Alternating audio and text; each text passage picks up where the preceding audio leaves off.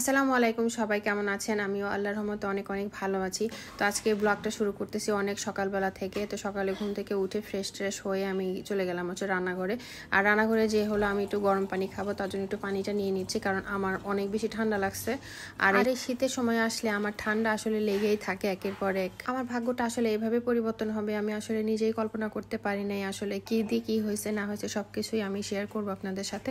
তো প্রথমে আমি একটু ওভেনে পানিটা একটু 30 সেকেন্ড একটু গরম করে নিচ্ছি। জাস্ট একটু ওয়ার্ম গরম পানিটা আসলে খাবো। তারপরে আমার বাচ্চাটাও উঠে গেছে, ডাকাডাকি করতেছে আর কি ওদিকে।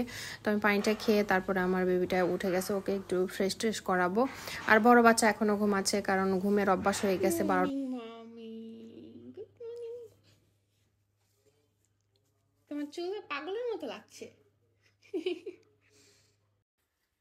তারপর বাচ্চাটাকে একটু আদর করে ফ্রেশ করে রেখে আমি চলে আসলাম রান্নাঘরে। আজকে রান্নাঘরে যে একটু রেখেছি শাক রান্না করবো, এটা মূলার শাক আর পেঁয়াজের কালি ভাজি করব।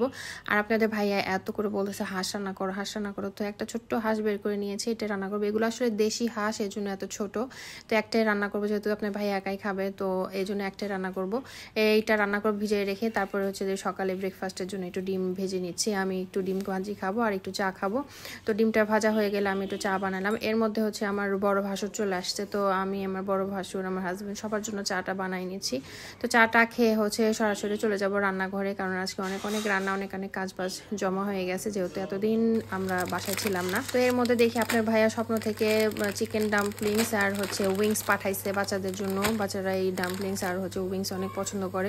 তো ভাবলাম এটাকে আগে প্রসেস করে রেখে দিয়ে নেই ফ্রিজে, তারপর একটু বিকালবেলা ভাজা যাবে। একটু তাড়াহুড়া করে মশলা দিয়ে মাখিয়ে রাখতেছি, কারণ একটু ভালো করে মেরিনেশন না হলে আসলে খেতেও মজা লাগে না। তো এটা আমি সুন্দর করে মাখাই টাখাই এটাকে নর্মাল ফ্রিজে রেখে তারপর চলে যাব রান্নার কাজে। তো আজকে রান্না করতেছি, প্রথমেই ডিম রান্না করে ফেললাম, আলু দিয়ে ডিমের ঝোল রান্না করে ফেললাম। তারপরে আমি আজকে যা দেখালাম সেগুলো রান্না করব। তো মোলার শাকটা একটু চিংড়ি মাছ দিয়ে ভাজি করব। তো মোলার শাকটা আমি এখানে ভাপে দিয়ে দিছি, একটু ভাপ দিয়ে ফেলে দিয়ে নিলে তারপরে ভাজি করলে ভালো হয়। এই শাকগুলো অবশ্য আমি খুলনা থেকে নিয়ে আসছি। তো এই যে চিংড়ি মাছ আর রসুন পেঁয়াজের সাথে ভেজে নিচ্ছি, ভেজে নিয়ে আমি শাকগুলো দিয়ে দিব এটাতে। এইভাবে শাক ভাজি করলে আমার কাছে অনেক মজা লাগে আর কি। আমি সব ধরনের শাক ভাজির ভিতরে চিংড়ি মাছ দিতে পছন্দ করি।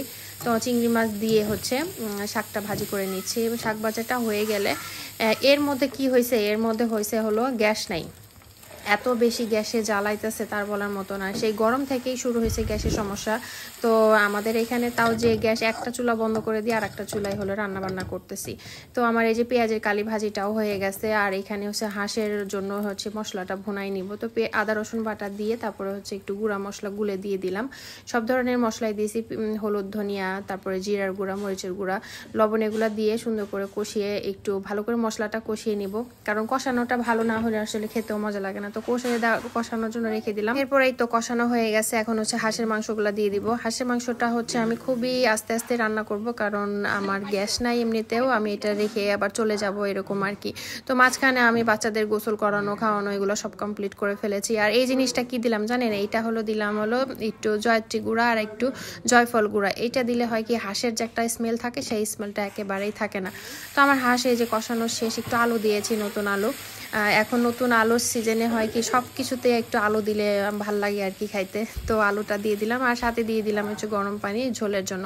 তো আমার হাঁসা আরও অনেক কাজবাজ করেছি, যেগুলো আসলে ভিডিওতে দেখাইতে নিলেও অনেক বড় হয়ে যাবে ভিডিও। তো আজকে ভিডিওটা এখানে শেষ করে দিচ্ছি। কেমন লাগলো অবশ্যই কমেন্ট সেকশনে জানাবে, আর অবশ্যই একটু শেয়ার করে দিও পারলে। আল্লাহ হাফেজ সবাইকে।